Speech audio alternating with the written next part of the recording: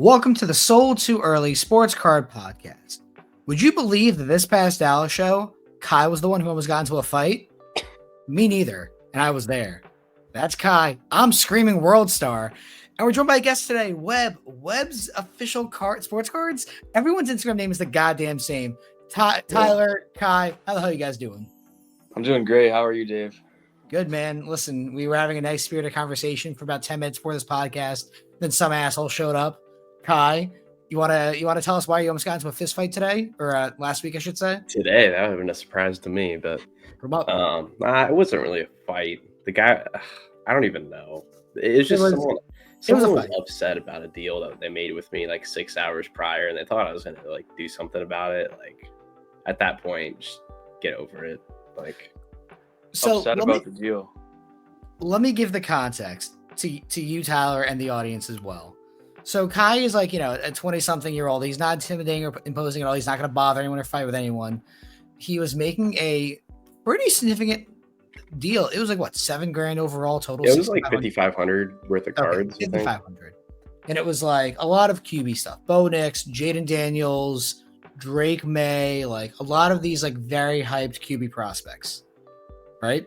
Yeah, it was just like liquid quarterback stuff. So guy comps it out multiple times, like walks away from the table, comes back, like he gets like expert consulting. Literally, he was taking my cards to his boss across the. I don't think it was his boss, and also I'm going to give this context as well. This is not Tyler. This is not like a kid. This is like a 40-ish-year-old man, by the way. Oh, gotcha. Who fought with Kai over multiple cards and pricing and stuff. Finally get a deal done, whatever. At some point in the day, 3, 4, 5, 6 hours later, the guy comes back to the table and like starts having an issue with Kai because his boss, which is hilarious to say out loud, starts like I guess screaming at the guy because he made a bad deal, even though Kai's logic for the pricing of what he did was sound on like a Bo Nix card. And it's really funny because the guy like tried to get a rise out of Kai and it just did not happen. You completely stonewalled him to the point where I think he got mad that you didn't get a rise and he just left. Yeah, I mean, like, I don't know. Most of you that know me, like, I'm pretty chill guy. Like, I don't really, I don't really cause issues or anything. So when he thought he was gonna get a rise out of me or get a refund or whatever it was, like, wasn't happening, buddy. Give me a partial refund, bro. Yeah, good luck next time. Yeah, your boss is gonna be. This is gonna be on your performance review. So the funniest part was as he was walking away, he goes, "I know a lot of people in the hobby, buddy." I think he was saying that more to me because like he's in New York. I vaguely know who this person is. I think you asked me, "Is this person good deal?" I'm like, I know of them. I asked that because the only reason I asked that is because he was taking my cards and like bringing them over to his boss to look at them and tell him. Once again, I don't even know his name. I could make a guess of what his name is based on where I believe he's from. It's like fucking Tony or some shit. Oh my God, we both just said Tony. Because I believe he's like some Staten Islander, which if you know anything about Staten Island, memes exist there. Imagine me being the way I am, but like actually meaning it. That's basically Staten Island. It fucking sucks. No one actually likes Staten Island. So sorry, all the fucking Guidos I just offended. Sorry, my bad. 95% chance the guy's name is Tony or something like that. Or Vinny. Could be Vinny as well, actually. Vinny's a good shout. Vinny's good. Vinny's a good pull too. Just not a good situation. Very funny to not be involved in the fight because I didn't do anything wrong. He started yelling at you. He was like, "Oh, you associate them?" I'm like, "Fuck yeah, I do." Like, what? I don't care. Oh man, you won't buy off me? Wow, if only there was someone I could think of that buys liquid cards. Actually, the funniest part about this whole thing is I gave the dude like a really good deal. I could have got more for the cards. Like I sold them at like 90% to him. Yeah, man, if only I could find someone to buy liquid cards at a fair percentage of comps. What? So, yeah, that was fun. Mikey also almost got scammed by a guy, which is super interesting. So, Tyler, our friend Mike, you know Mikey's cards, obviously, right? Yeah, I know him. Love him, phenomenal guy. An older gentleman, like actually like probably 50s to 60s. Probably late 50s, early 60s. Came up to the table with a card that someone wanted to sell. It was a Caleb Williams, Shane Daniels. And by the way, I know you're a baseball guy, Webb, so I'm sorry. Like we're talking. Yeah, about I know who those two are at least. Yeah. Yeah, and we'll get into Dallas in a second. Like after all the hilariousness of it, guy had a dual autograph card of them, number 5 available, and I passed on it. Kai didn't really want it. Mikey was intrigued. We started going back and forth about it. Mikey starts doing some research into it, and the card had previously sold on eBay. The guy had sent him like a very fake and very easy to tell, fake coined picture, and Mikey basically was ready to like scream at the man in front of him because whether or not this old man knew he was involved in a scam, it was a scam. And it was really interesting that like both people next to me that I wanted at the show with me were ready to fucking throw hands. Mikey willingly, Kai unwillingly, and I'm just sitting there like, wow, this is fun. I didn't do anything wrong this time. Yeah, I mean, the weirdness of it was like the guy just couldn't get his story straight. Like, it was the more he started talking, the weirder the situation got. Yeah. No. Yeah. Thankfully, Mikey didn't send the guy any money. If it was, it would have been good services, whatever else. But like, still, shitty situation. Thankfully, avoided it. Now, moving on from like the negatives, quote unquote, of Dallas, I think we can all agree on this. This past Dallas show was phenomenal. Kai and I were set up together, spent most of the weekend together. Webb, you walked around. I've talked a lot this episode already, so I apologize. Kai, Webb, who wants to talk first about their experience? Tyler, go for it. So I'll start off and say, like, I wasn't originally planning on going to this, but you know how it goes. I just get FOMO and then book a last-minute flight, show up Friday morning, like 30 minutes after the Super VIP starts, and start the day at 9:30, and then basically a 12-hour day up until 9:30 p.m. Grab dinner and then go back to the lobby, buy some more cards. But I thought it was really good. The baseball market seems to be super strong. I made a lot of different deals with different people, sold some stuff in the show, brought some stuff back alike, and stuff was moving for sure. Yeah, I think you absolutely nailed it. Real quick before I ask Kai the same question, what was your favorite pickup that actually made it home? My favorite pickup that made it home? Yeah. I'm trying to think. Oh, I bought a sick Johnny Bench card. I don't know if you guys saw it, but it had... No, if you send me a picture of it before this podcast goes live tomorrow, I'll put it on the screen, though. Oh, yeah, you can do that. Cool. Yeah, send me Bench that. Inscription from Topps Dynasty 2015. I've never seen one of his inscriptions on card, but it was just a sick card, and people are going to go crazy for that. Good. Kai, what about you? I mean, the show was good. It's kind of what I expected. Like, I don't think you go to Dallas expecting it to be bad. Like, I think you kind of plan the trip with the, in your head that you're going to do well. You're going to move cars. You're going to turn over stuff. You're going to buy some cool stuff. Yeah. It kind of went as I thought. Like, Dave, we were there the whole time. Like, foot traffic was really good Saturday, really good Friday. Thursday was Thursday as usual. Yep. Like, none of us were there Sunday, I don't think. Tyler, were you there Sunday? No, I left like midday Saturday. Yep. So, I mean, the days we were there, it was busy. I mean, there's nothing to really complain about. Like, obviously, we're on the front wall, so that helps. But, yeah, I got some cool stuff. I picked up some football to stash, some Trevor Lawrence, I think a couple Bryce Young cards. Yep. Got some cool baseball. I sold a lot of baseball cards. Like Tyler said, like, the market's crazy right now. I mean, I think I even bought like 6 or so cards from you, too, at that show. Anything decent baseball that I like priced at, like, that I wanted to move fairly, like, pretty much sold. I mean, there were some things that I didn't really want to sell as much, and those obviously didn't sell, but money was flying around the room. The coolest thing I picked up, probably, it's not even that expensive, but it was a Trevor Lawrence Blue Ice rookie prism jersey numbered. Just gonna throw that in a box to the National. It was like $400 or $500. What was interesting about that card too, because I saw you grab it. It actually on the Beckett slab says its jersey number. I've never seen that before. Yeah, I think you have to like specially request it. Like, they only do it for some people. I'm not really sure, but it's cool. Yeah, it really. Once again, I think you both kind of nailed it. Dallas is always a B+, A- type of show. It's very profitable, very lucrative. If you've never been, I highly recommend it.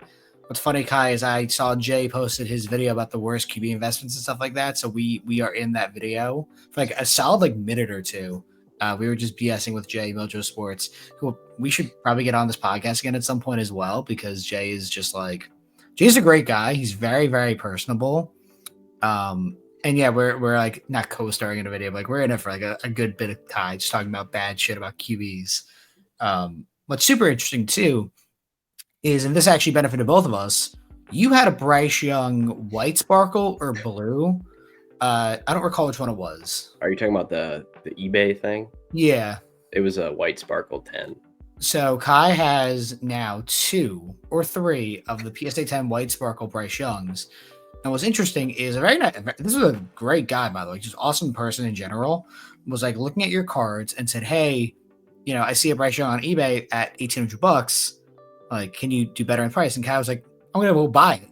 And then Kai bought it. Yeah, that was there were some funny interactions. Like, obviously there were a couple negative ones we talked about, but like there was a lot of like nice people and like fun stuff that happened, I feel like. Dude, super pleasant. And then that guy came back too, because we were talking a deal. And then I bought. Hang on, that was that guy? That's funny. Yeah, it was the same guy. I bought his Pop 1, CJ Stroud Kaboom, BGS 10. And this card guy already got traded. Hell, both major cards I picked up. This was before the show, technically, but I was at my gate at the show. This is a 96 score Kobe Bryant Auto PSA 9. Both these are already gone. Like, my major pickups that made it home didn't survive more than 72 hours back in New Jersey. So yeah, no, I sold every card from Dallas. What the fuck? How? That's how Tyler moves. Yeah. I think, Tyler, you have such an interesting perspective too, because I imagine you don't set the cards just that often, right? Usually just someone who walks. No, I have to be the one moving around. Okay. So like your inventory does not matter. Like you can spend 10 grand today, tomorrow, and sell it for 10.5 and the next day and be happy and just keep it moving. Essentially, yeah. I mean, I try to go for a little bit better than that percentage that you just shouted out, but like I just like to keep stuff moving, like no emotional attachment whatsoever. Just keep it liquid, buy and sell at fair prices, and then that's it. Yeah, listen, I think that's very respectable. I think that there's a lot to it. Now, obviously, the last time you were on this podcast was 5 or 6 months ago. So, yeah, right before Fanatics Fest was supposed to happen in Orlando. Wild, dude. That was a crazy time too. Yeah. My God, that's almost a year ago at this point, because it was almost a year ago. Shit, Kai, when was Fanatics? the Fanatics Orlando? Yeah, when was the hurricane? That's supposed to be like the summer, right? It was supposed to be in November. Oh, yeah, that was 6 months ago. I'm sorry. I don't know why I thought that was April. Dave's got dementia. Who am I again? I'm too old. I'm sorry. So yeah, basically the question I was going to lead into is like, how's business treating you? Obviously, like you just mentioned that you sold everything that you got in Dallas, so I imagine things are going well. But like, take us through it, man. How's business going? I would say it's going really well right now. The baseball market's really heating up. Like I really can't keep many cards in stock for the life of me, so I'm just trying to buy as much as I can and keep channeling inventory at fair prices, and obviously selling at fair prices, whether it's privately or on my Instagram story or in person, what have you. Like, yeah, pretty crazy. I mean, like, so I think I've asked you this question before, but I'm not sure if you could remind me. How did you get into sports cards in general? I think it was like 2018. Like I started watching baseball again, and I saw like cards at Target, and I was like, oh, I have to check these out. And it was actually 2018 Update Series was the set that I started with, and I wish I went a lot more heavy from the start, because that's when Ohtani rookies were, and Update's worth a shit ton now. So yep. But I didn't start getting into it until that was an insane draft class to start with. Yeah, wasn't it Tatis and Acuna as well, or is that 2019? 18 Soto, Acuna, Ohtani. Okay. So I was in like the casual bubble for like 2 years, and then when I was at home during COVID, like after school got shut down for like 6 months, I started like becoming more seriously into it, and like that's when I would consider myself to not be casual. Nice cup, Kai, by the way. Hello. Oh, nice. Dude, that's super exciting. I'm happy for you. Yeah, it's so interesting too, because like as as time has gone on and on, like I think that there's a lot of issues within sports cards. I've been very vocal about that over years and years. But the people that have really stuck with it from a business perspective, like I know you can speak this to with people like Mikey and Lucas and like our like actual friends. Like I've seen the level of play that we're all in just get higher and higher. Like obviously, financially, my focus has been like pretty down like my house, my wedding, my honeymoon, Speedy. Like there's other priorities that have taken place over trading cards, for instance. So like my numbers I'm picking the sports cards are less and less, but like are going to even out as time goes on. Like I've seen your floor get raised a ton, Mikey's get raised a ton, Lucas on another fucking planet. Like it's so interesting to me the people that like we have grown up with, like our peers, in just a short amount of time have really got into this next level that like they're crushing it every single day. And it's amazing to see.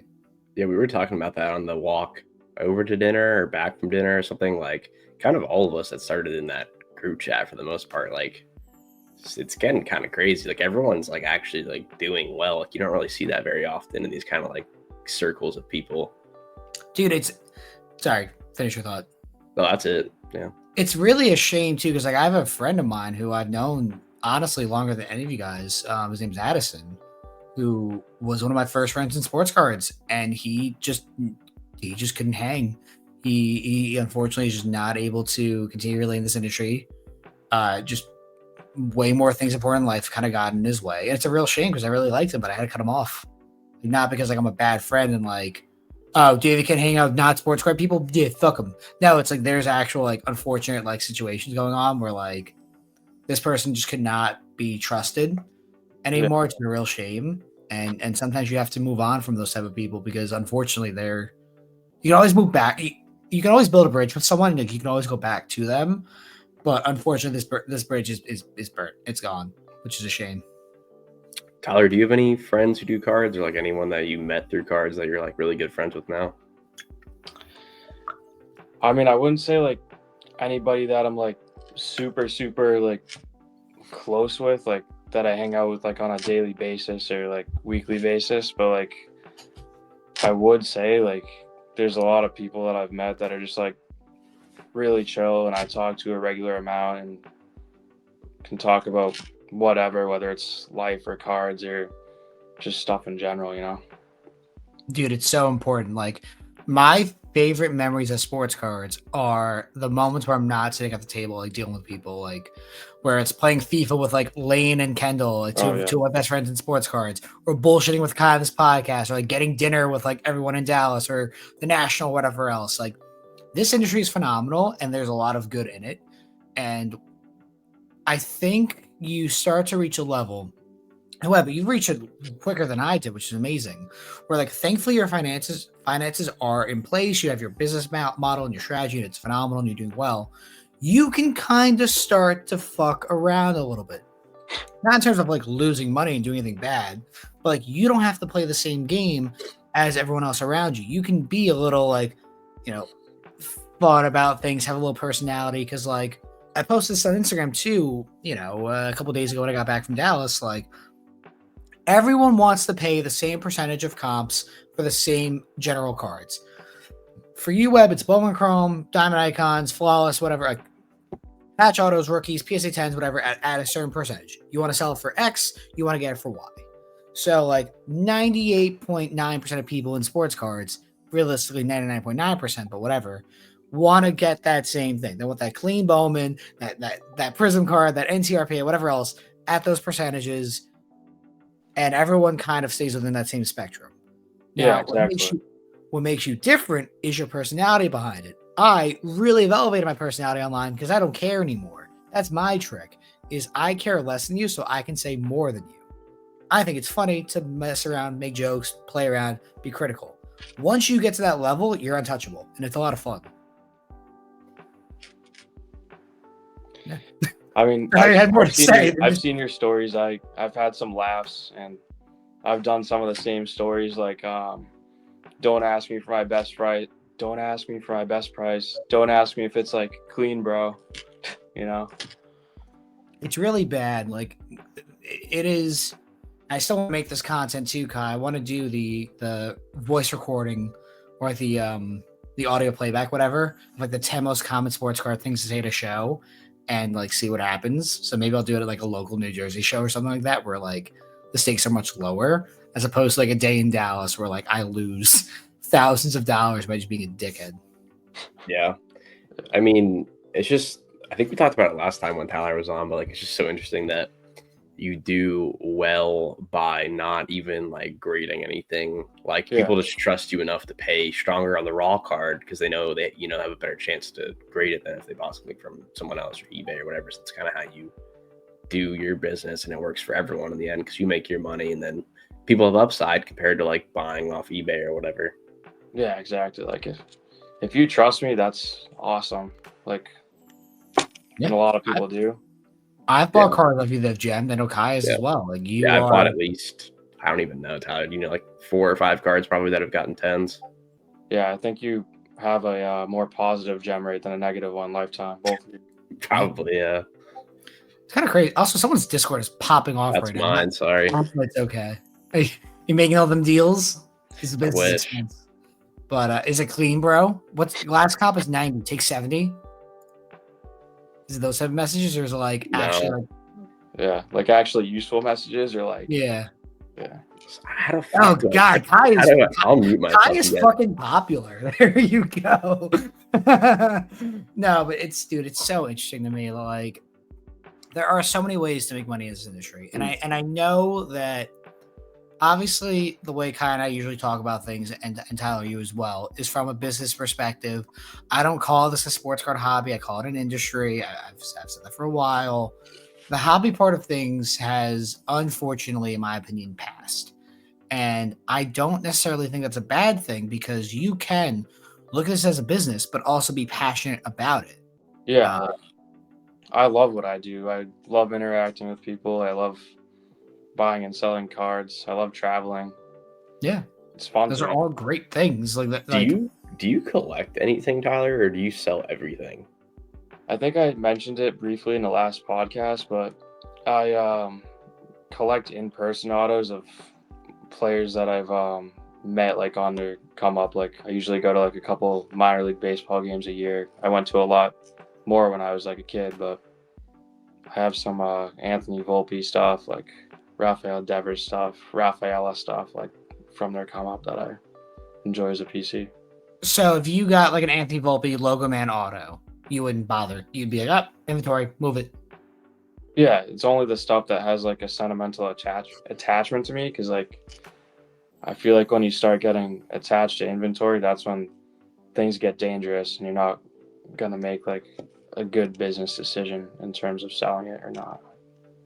Yeah, I think you're absolutely right. It's really, there's a balancing act to all of this, and I think that this extends out past just Dallas, extends out past inventory itself. Like, I really think we're in a changing of the guard time. I think that as this industry continues to move forward, with frankly more people like you, Webb and Kai, a little bit younger than me, a little more business sense, a little more business savvy, and into like you being the norm, you guys will be in huge positions of power. You'll be people set up nationally. You'll be people buying multiple tables in Dallas. You'll be doing X, Y, and Z. And the people that, those dollar box cards with dirty, crusty top loaders that are 40 years old will not be a thing as much anymore, either because they retire or more than likely they end up passing away. Like, it's just like, it's a little morbid to say, but like this generation of people, myself included, because I'm not that much older, but I'm still older, like, we want to make business happen. It's not a hobby first anymore. It's a hobby second or even third to some people. Yeah.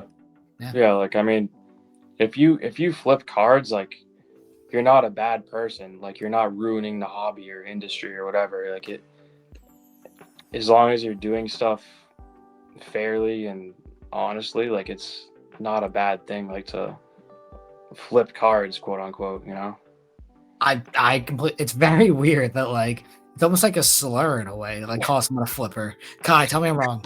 No, what about the one I find interesting is like we were talking about the other day in our group chat, but like the Black Prison 101, stuff like that, those people that buy them and then hold them hostage for like 5 times what they paid for them. How do you feel about those? Me or Tyler, who are you asking? Both of you.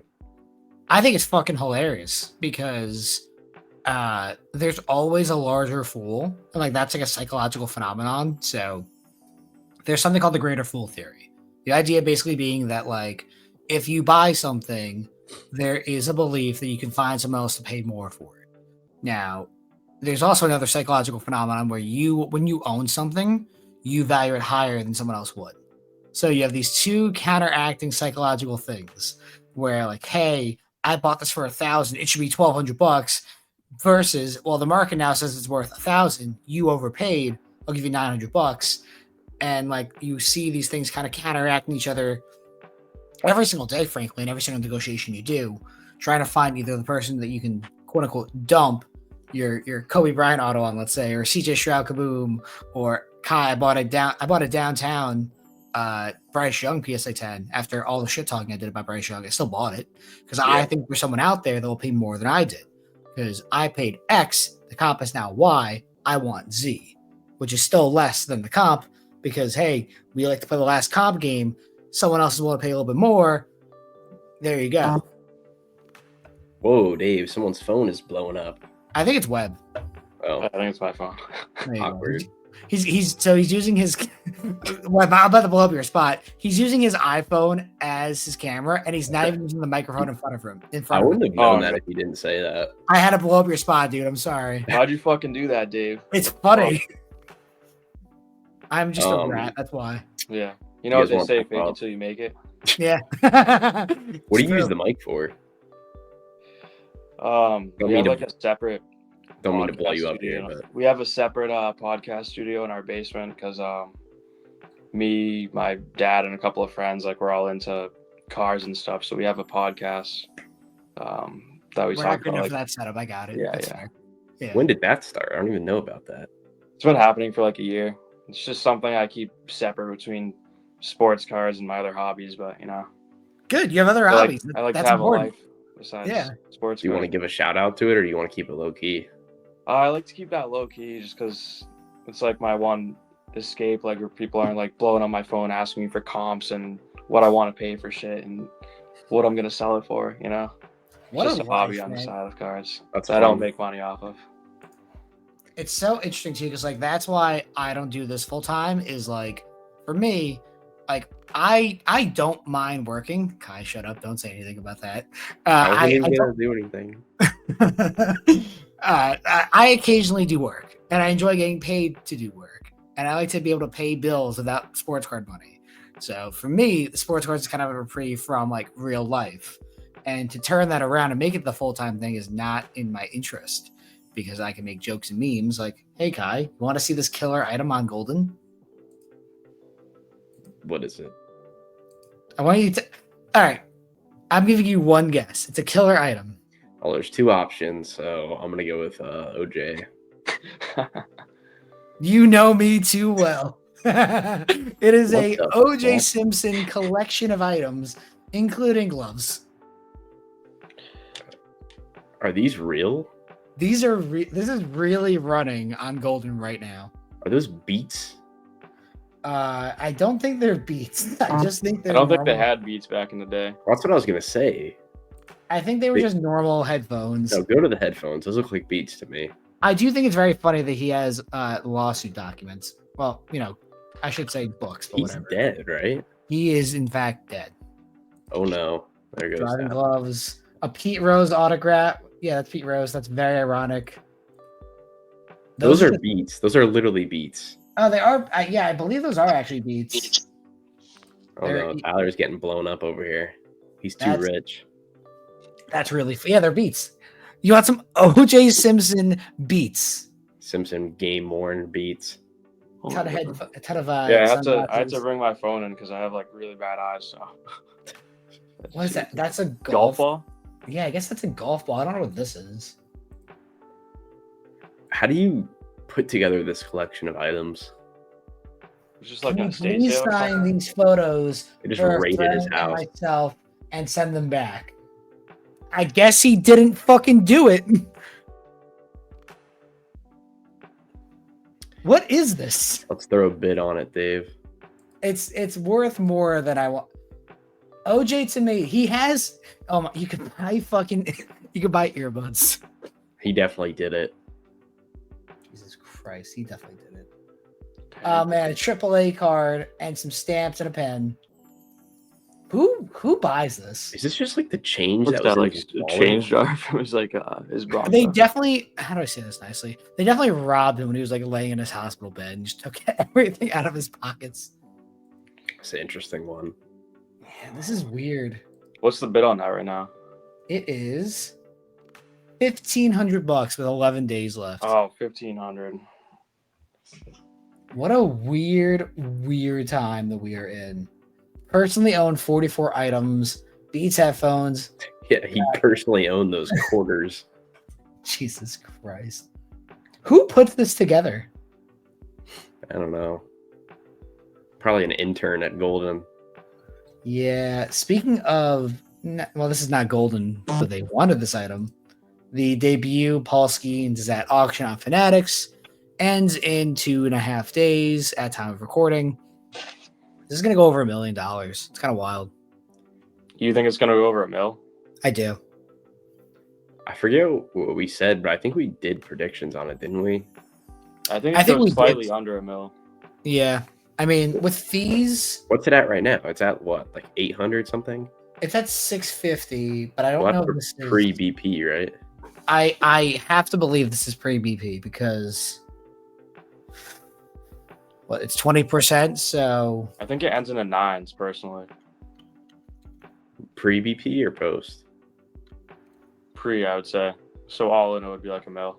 Yeah, right now it's at 780, assuming a 20% BP, which I think they're actually at 22%, but like whatever. You're thinking of Golden. What does Fanatics do for BP? I think Fanatics is they could have switched too, but I think Fanatics is 20 also. Okay. But I'm gonna say, yeah, like 800 to 900 pre-BP is where it ends. I'm gonna say all in it gets over $1 million, so I'm gonna say $800,000 pre-BP, maybe 850. Now, is he the one winning the card, do we think? No shot. I don't think it means anything. Paul Skeens has the personality of wheat toast. I've already said this before. He's got no personality. He would not want to buy this. He doesn't care. So wouldn't you think that he's not going to buy like a cool card? He's going to buy his own baseball card instead? Yeah, but then he'd have to answer questions about it, and he'd be like, no, I'm good. Oh, yeah. I can tell Paul Skeens doesn't give a fuck about baseball cards. No, Paul Skeens does not. Yeah. I mean, listen, he just does not have the personality type to do it. He's lucky. Listen, he wanted to go to the Army or something, or he was in like the Air Force before he played for LSU. So like, man, just did not give a fuck. So yeah, he played at Air Force, I think. Yeah, well, I think he was also a hitter. Like he was actually good at hitting. I'll tell you right now. Oh my god, look, he looks so different without the beard. That's crazy. This is pitching. Okay, I want a different one. This is not a good hitting stats. He actually was good at hitting. It's a little better. Pitching, hitting. Yeah, 13 home runs, 38 RBIs, 11 home runs, 43 RBIs, 410 batting average for Air Force, and then 314 in 2022. It's kind of funny. Hit. Oh, wow. Wait, no, never mind. What? I was going to say he had 19 at-bats at LSU, but that's games. Yeah, it looks like he never took an at-bat at LSU. Yeah. And then obviously never hit in the major leagues. No reason to. He was definitely a good pitcher. Don't get me wrong, but like, it's pretty human numbers compared to what you see now out of him. In 26 innings, 85 innings, as a closer, kind of crazy. Let's talk about baseball cards. So yeah, Todd, I wanted to transition. I have a question for you actually. What would you say, like, over the off season was your biggest like come up, and what would you say was like your biggest loss? Like, it could be realized or unrealized. Ooh, biggest. Ooh, well, my biggest come up was probably the Aiden Smith Superfractor auto. Yeah, I was gonna guess Aiden Smith if I had to guess a player. Yeah, Stuff's up right now for some I reason. bought that raw from the guy who bought it from the guy who hit it, and then It was on eBay for. I was watching it on eBay. It was. He had it at $30K, and I was like, "What the fuck?" It just sat there because he had it at stupid high, and I bought it. I mean, I think I paid like $5 or $6 grand for it, and I graded it.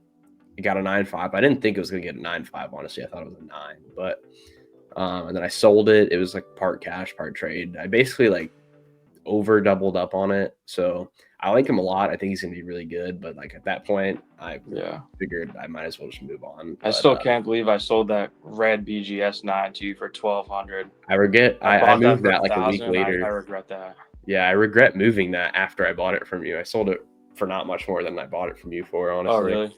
Yeah, I think I made a couple $100.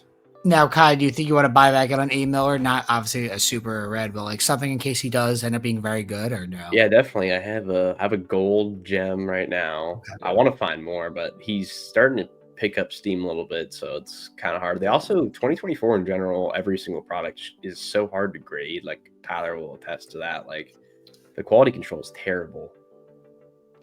Oh yeah, I mean like especially draft 2024, like it's awful. My worst. I was gonna say my worst real quick. I think my worst pickup. It's funny enough. I am gonna say something that I made money on, but I sold it too early. Is the Roman Anthony red auto?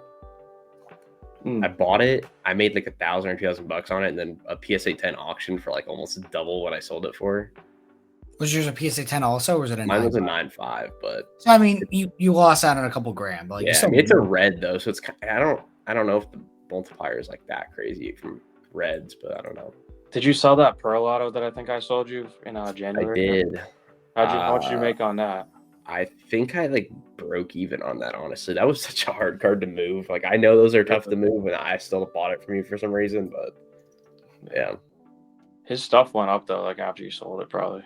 Yeah, it's so interesting to me with Bowman Chrome because like obviously both Webb you do basically professionally, and Kai do it better than I do.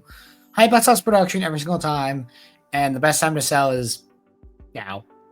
Like, yeah, they can debut and they can be good, but like, if you want to make your money quick, you do it now. I'll go on a quick rant real quick. There's so many people that I'm trying to buy cards from, whether it's like Roman Anthony or it's mainly Roman Anthony, I would say. And they're like, this guy's the #1 prospect in baseball. He's gonna shoot to the moon whenever he makes his debut. And I'm like, no, the time to sell is now. Because like as soon as he makes his debut, everyone's just gonna be listing their cards on eBay in the first fucking 3 hours, and it'll be a 3-hour window to sell, and everyone's gonna fucking try to undercut each other, and it's just gonna be a shit show. Like, just sell the fucking card now if you're doubling your money on it. Like, it's a no-brainer. Yeah, people just time and time again, it just keeps happening. And to a very small degree, I mean, you, for instance, want like my Bryce Rayner orange. I grabbed it at a show here in New Jersey 4 weeks ago, got a graded PSA 10, and it got sold. Like, I don't care if he's great, awesome. But like, and I offered you on that. I offered you a fair number. You said you could get more, and I'm like, all right. Yeah, and that's exactly, dude. That's the business sense of it too. It's like, damn, Dave, what an asshole. Sorry. He offered 90%, and someone gave me 95. I'm sorry. Like, Webb would have done the same thing. Would have found the person who needed it and made the money instead. Yeah. At least it wasn't 0.05%. Yeah, if I sold the card for $50 more, I'm like, yeah, I'm a dick. I'm a bad friend. But like, it was a little bit. It was more than that. So I was like, all right, this is like, it's business. It's not personal, obviously. Yeah, baseball's in like right now is like such an interesting time for baseball because you can play it so many different ways. Like for me, right now is I'm just trying to unload anything I can that I think will go down that I can rebuy. And vice versa. I'm trying to buy, reds of guys who had bad years that I liked last year, buy 9s that I might try to regrade of guys who I think might have a good year. But for the most part, I'm just trying to dump everything. I'll rebuy it all, get it in May or June when players either suck or people don't care about baseball anymore, and then I'll, do it all again. Like I think now is a phenomenal time to sell like Dylan Cruz, Walker Jenkins, Roman Anthony, like all those guys. Like, yeah. You'll be able to rebuy them for, I mean, not a guarantee. If they have an insane season, obviously they'll go up. But for the most part, you'll be able to rebuy them for 10, 20, 30, 40% less in 2 or 3 months, almost all of them. No one's going to be watching the Nationals play this year. Like, no one who's actively buying their cards are going to watch 90 games of the Nationals or, 50 games of the Giants or whatever else. Red Sox, they will because of Roman Anthony. But, like, is he going to – I don't even know he's going to break camp with the team this year. No, I don't think so.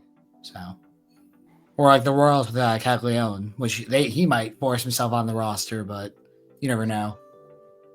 Yeah, like the worst time like to see a player get called up is like August, September, like when it's a team that nobody cares about, like James Wood last year and like Dylan Cruz last year. Like nobody really cared about that because obviously the Nationals were out of playoff contention, so it was like nobody was watching them and like the worst thing too is like when they get called up those like last week or two when the roster expands or whatever, and then they suck for a week or two and their prices absolutely tank if you're holding. Happened to Camarero. Yeah, vice versa though. That's a great time to buy more. I think Camaro's gone up like 30% since last season. Yeah, it's hype about Sus production. He's had to be like a 30 home run middle infielder. Like that's great, but he's also a Ray. So good luck with that. Yeah. It's just dumb. But listen, if you can't make money in this industry, you don't belong here anyway. And frankly, I've seen you guys both do well. It's amazing. Like we're all trending in the right direction, obviously. And people that buy off of us do well too. So yeah, like it's almost like when you're going to get 94, 95% on stuff, you can buy it 91, 92. And you know what? You do that enough times, you can make it work, or whatever percentage you have to be at. Like, you know what I mean? Yeah, exactly. Yeah. What else is going on? I think we're now in a quiet spot for card shows. The next major show that I'm aware of is May Dallas. I don't know of any other card shows happening between now and then, so kind of got busy there for a second, and then it didn't. I mean, I think there's like one in Miami and then one in Chantilly, but like those are like not like major shows. No, and that Miami show is in late May. Same thing as Zion's third co-show, which I'm sponsoring with Speedy Card Lister, which will be more fun as we talk about it. But like, I can't think of any other major shows. I actually have Sports Card Investor's fucking website open. I'm considering doing that Miami show, actually. I know I think Mikey's doing it. I think a few other people might be doing it, but I'm considering going to that one. So I don't think I'll be there personally. I think my next show is probably maybe another Dallas and then probably National. Yeah, National's going to be a lot of fun. So, I mean, just quickly looking at this, like a lot of shows I've never, ever heard of, shockingly. I've heard Minnesota's happening. That's in April. I guess that could be considered a major show. Yeah. It's on that cusp, St. Paul. There's only so much shows you can do, though, in 1 year. And, like, sometimes it's a lot of the same shit. Like, a lot of the... Oh, God, this show fucking sucks. That's not good. This is right by where my wife grew up. Oh man, Pennsylvania. Here we go. There's just not. Yeah, there's Dallas. So like the only show there that looked even notable was Minnesota. Good luck. And then I went to West Coast last month. I don't think either of you guys were there, but I did go to that show. That was the Burbank one, right? Yeah, but they rebranded it and it's called the West Coast Card Show now. I was moving, so that's why I couldn't go. But yeah, I like the Anaheim location a lot better. Like I don't like the Ontario. It's a complete dump, to be completely honest. Yeah, it's not the best location. I mean, it's definitely the one a lot better. It's definitely fun. Don't get me wrong, but like the Anaheim one is just more centrally located. Just a better location. You're right by Disney World, Disneyland, whichever one it is. Yeah. Just a good vibe over there. Oh yeah. It's so happy. Yeah. Everyone's got their mind on Disney, like in the hotel, and then there's just me with sports cards. Well, that's so. Last time it happened, so when they do it in August there, like I brought Casey with me for a week and we made a vacation out of it too. Like it's just a good spot to be in. I'll probably do the same thing this year if like we can make it work. Oh yeah. Like I think the main thing that I would tell you, Webb, is make things like fun and profitable, like less profitable but more fun, because you will not get burnt out as much. Like it's more important to like actually be able to enjoy your success than work yourself to the bone and then die. It's not like Yeah, it doesn't matter. Of course.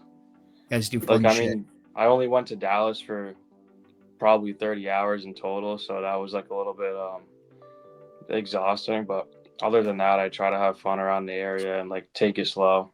Yeah, it's important. Kai, I think we could speak of this too. How are the trade nights? Oh, dude, I think Did you know that people are buying case hits in downtowns at 95%? Yeah, dude. I think I don't remember if it was on the podcast, Dave, or before the podcast or on the phone or something, but I was like, dude, I think this Dallas, I'm going to do the trade nights. Like, I'm going to grind them out. I probably was at trade night for like 10 minutes total the entire weekend. It fucking sucked. It just sucked. Like, I was tired. Like, it wasn't happening. Like, yeah. It was the worst trade night I've ever seen. It's actually impressive that like used to be Dallas Thursday, Friday nights, trade nights were good, and then Saturday was like amazing. Now I think it's turned into everyone just so like done by the end of the actual show that like no one cares. Like they've made their money. Like no one cares enough to do the trade night besides the kids anymore. Like, well, the kids and like the 45-year-old men who bring out their showcases and like steal tables. Yeah. So. You know what I think like is annoying when dealers that set up at the show, set up at trade night and take up like 3 whole tables like additional, because there was like 4 of those at Friday night's trade night, and it's like, dude, you probably spent fucking 8 hours at the show. Like, what are you doing? Friday at Dallas is a very long day. It is it's 9 a.m. to 8 p.m., which is a fucking gauntlet. Yeah. And then like obviously like you eat lunch maybe if you're smart, and then try and get dinner if you're smart. It's a brutal day. So yeah, I like Dallas because like I personally stay at the hotel, so I can go back up to my room and make a couple phone calls, relax a little bit, charge my phone, eat lunch. What a crazy thought. You want to take a break. Funny enough, I don't think this last time I went up to the room during the show once the entire weekend. I didn't even walk the show. I don't care. Yeah, I think I did like 2 laps around the show. I mean, I don't know. I don't know how you do it, Tyler. Like, I don't think I would have found much at all that I would have wanted to buy walking around. I don't know if necessarily you wanted to buy what you bought. Maybe you just bought it because you know you'd make money on it, but it just seems so much harder now to walk around with repackers, with people knowing they can get 100% of comps or whatever it might be. Like, unless it's a PC item, I just feel like it's really hard to walk shows these days. I mean, like, in my head, like, I know what I want to buy for, and then in my head, like, I have, like, a rule for myself personally. It's, like, what I call my, like, worst case rule. Like, I think worst case, if this doesn't move, could I get out of it for what I purchased it for? If nobody wants to buy it for 10-20% more than what I purchased it for, could I sell it for what I bought it at? That's the thing too, and you touched on this too. You can, if you're smart, cut your losses very quickly. Now, it might be a 20% loss, which is like not fun at the worst case, but realistically, if it's like quality stuff, 15 to 10% loss at the absolute worst, unless something happens and the player gets hurt or a very bad comp happens, which obviously does. Like, you generally, if you spend $100 on a card or $1,000 on a card, you can reasonably expect to get back 850 to 900, worst case scenario. So, yeah, exactly. Do you ever auction anything, or do you kind of just hold stuff until it sells? I mean, like, I usually lower stuff until it sells, but if there's, like, say a raw card that I get that arrives damaged, or like I have a raw lot that like I don't feel like piecing out, like I'll just send it to consignment, because if it's a raw card that's damaged, like I don't really want my name on it, and then sometimes I just have like so much stuff that's just like dead inventory, like on Instagram or privately to me, that I'll just send it to consignment and pay the fees and get a nice little check in the mail. Sounds like you need speedy card lifter. Oh, I need a lot of things. Yeah, it's true. Listen, actually, Jay Mojo is on platform now, Kai, and we're going to be talking through some details, possibly about some content, which is exciting. Nice. I love the marketing ads. Oh God, don't even get me started. Those are not. Focus on more important things in life. Yeah, like drinking beer. I'll pull this up. This is how I just look like a bad person, which is hilarious because I am, and that's the trick. Let me pull it up. When you're fast, with speedy card lister's faster. Yeah, that's a fair answer, Kai. Before and after.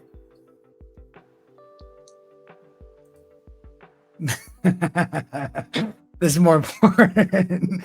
Yeah, you can tell that I've quickly lost the plot. Car keys in the shot glass. I didn't even see that until just now. Sleeping at work, fair. So stupid. These are too funny. Oh my god. Yeah, it's pretty dumb. Time for taxes or meetings. Divorce. Probably shouldn't laugh, but it's pretty funny. Lower back pain. This was Jack. I told Jack he has to make this post or he can't eat. That worked. Yeah, that's the marketing. I'm good at what I do. Hell of a marketing campaign. Hell, it's hell of a something. It's one of those things where I just talk about it and I just go, I think it's funny. Yeah. Therefore, I'm going to do it. This is a very fun hobby / industry if you make it fun, you know? Dude, I love what I do. I mean, listen, Speedy has 100% taken over in terms of like love and effort of things. It is a true passion project that will become profitable at some point in time. Right now, it's not. Right now, it's not profitable at all. Right now, I'm losing a lot of money on Speedy, but it's great. It has a lot of potential. And frankly, it's something that has a lot more staying power than flipping Isaiah Thomas patch autos on my desk.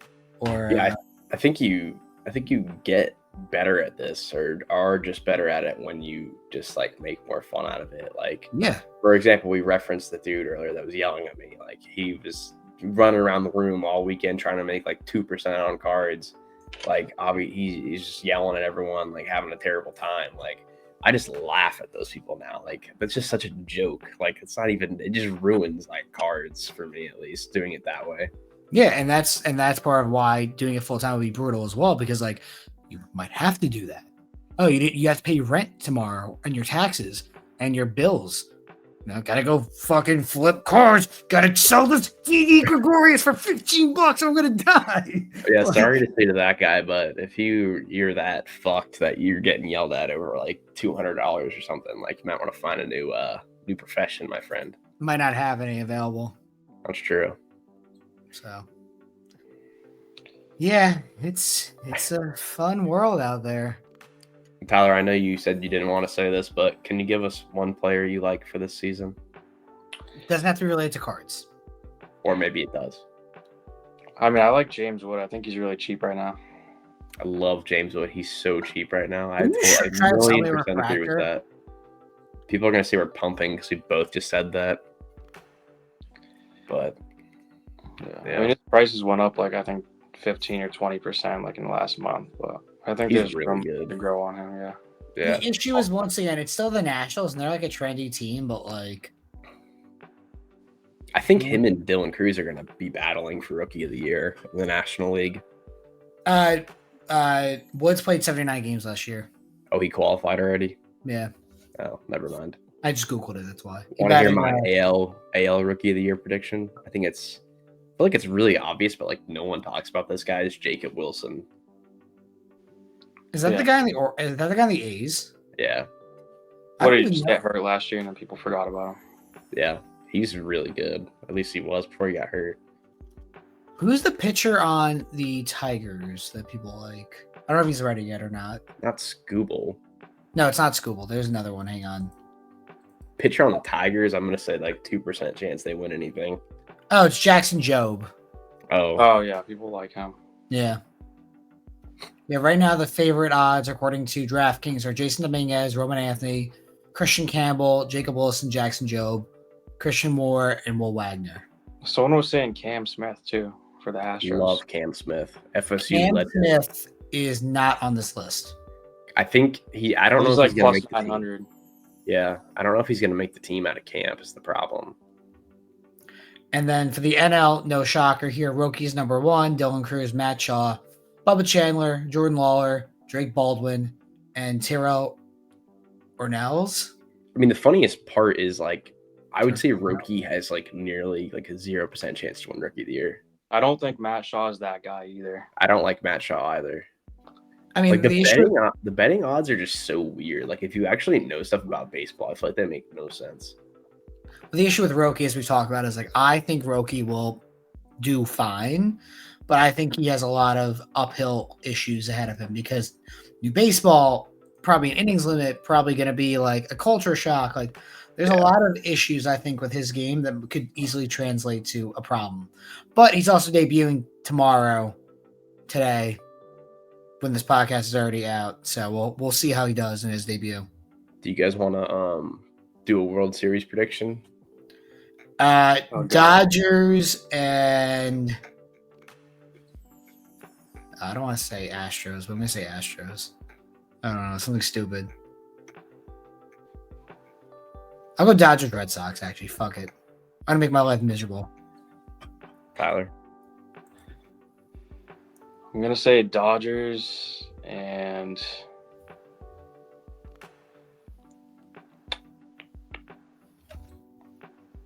I'll say Rays. Fuck it. That's fucking nuclear. That so is funny. nuclear. I was literally going to say Rays. That is so weird. I think we think too much alike, Tyler. Probably. I'm gonna change then. I'm not gonna say Dodgers because I think they're like a shoe-in and everyone's gonna pick them. So I'll go Braves as the homer pick against the shoot, man. American League's interesting. I'll go Braves Red Sox. I hate it. The Yankees give it so much better. And everyone got hurt already and the season hasn't even started yet. Yeah. I don't know. It makes me quite sad. It's gonna be a weird season. Like everyone just thinks the Dodgers are gonna walk through everything the next 5 years. I mean, they probably are. They probably will. They might, but baseball's weird. You never know. I mean, we saw the rotation fall apart last year to the point where they're using relievers in opening games. To the point where they signed like 8 all-star starters and like 8 elite relievers. And Kershaw's like gonna probably end up being like the 8th starter at some point, which is wild. They have like 3 all-stars on the bench. But it's gonna be fun. Yeah. Anyway, anything else you want to touch on, Webb or Kai, before we wrap it up? No. Not really. I'm all good. All right, guys. Listen, I appreciate your time, Tyler. Kai, fuck you. Next week, we'll try to get more guests on as well. I mean, like, I know we go through patterns of doing this. I think Mikey wanted to be on, right? Yeah, we'll get Mikey on next week, and then maybe we'll get like someone like Jay, or we were supposed to reach out to Ryan like 6 months ago. We never did that. We did, but yeah, scheduling him is hard. That's a difficult guy to get a hold of. We're not as big time as Ryan these days. We got Jay at least, so yeah. We're running back with Jay. We'll probably say more offensive things. Thank you guys for watching and listening. Next week, something different. Bye. Later.